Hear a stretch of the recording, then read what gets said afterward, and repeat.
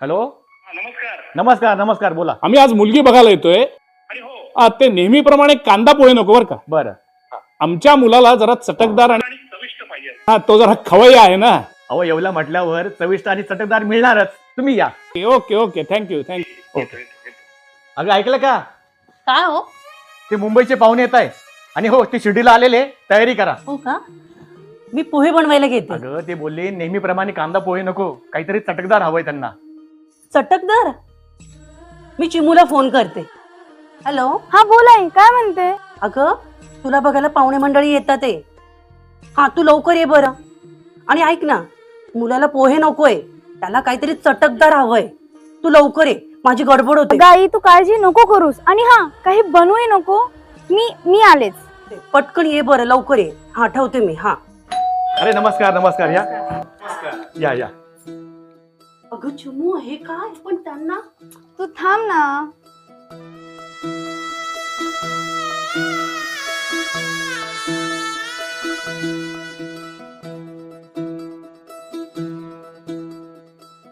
काय अप्रतिम चव आहे मुलीच्या हाताला.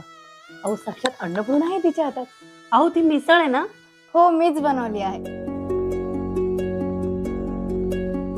आई मिसळ एकच नंबर. खूप छान वाटलं. मिसळ ना खूप छान होती.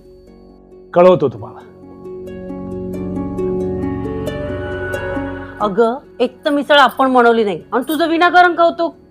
अगं चिमू असं खोटं बोलणं बरोबर नाहीये. आपण मुलाकडच्यांना काय सांगणार? आई बाबा तुम्ही काळजी नका करू. मी करते ना मुलाला फोन. आता मुलाशी काय बोलेल देव जाणे. हा हॅलो. हा चिन्मय काय बोलतेस? मला ना तुमच्याशी काहीतरी बोलायचंय. अगं बोल ना. ती कालची जी मिसळ आहे ना ती. बोल ना का थांबलीस? मी तुम्हाला एक खरं सांगू का? ती मिसळ आहे ना मी बनवलेलीच नव्हती. तुम्ही अशी अचानक घरी आल्यानंतर मला काही सुचेनाच म्हणून मी आमच्या येवल्यातल्या प्रसिद्ध ऑस्करवाडी मिसळ मधनं ती मिसळ आणली होती. चिन्मय एक बोलू? हो. खरं बोलणं ना मला खूप आवडलं. त्यामुळे मला ना तू खूप आवडलीस. ऑस्करवाडी मिसळमुळेच ना आपल्या रेशीम घाटी बांधल्या गेल्या. आपण दोघे पुन्हा मिसळ खायला जाऊया ऑस्करवाडी मिसळला. चल बाय. हो नक्की बाय. बांधली एक झाले ऊन आणि सावली जाणीवांचा मॅडम का आणू? कोणी सांधला ऐल तिरी पैल हाती लागला रंगली मेहंदी नव्याने. दादा पेढे. कसले पेढे? तुमची ऑस्करवाडी मिसळमुळे माझं लग्न ठरलं. अरे वा थँक्यू.